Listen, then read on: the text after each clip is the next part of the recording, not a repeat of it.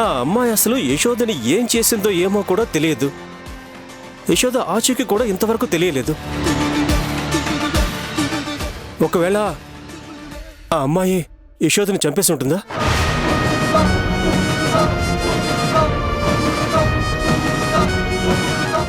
ఏంట్రా నువ్వనేది? నిజంగా అలా జరుగుంటుందంటావా? నేను ఆ అమ్మాయి గురించి విన్నాను దేవకి. ఆ అమ్మాయి పేరు సైంధవి.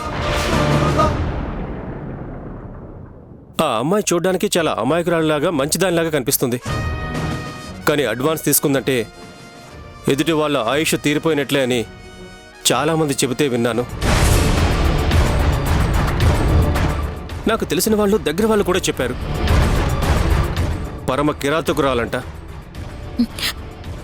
నువ్వు అంటుంటే నాకు భయం వేస్తుందిరా. ఓ పంచే, నువ్వు ఊర్మిళ మేడం దగ్గరకు వెళ్ళి ఒకసారి సైంధవికి ఫోన్ చేయించు. అప్పుడు ఏ విషయం తెలుస్తుంది కదా.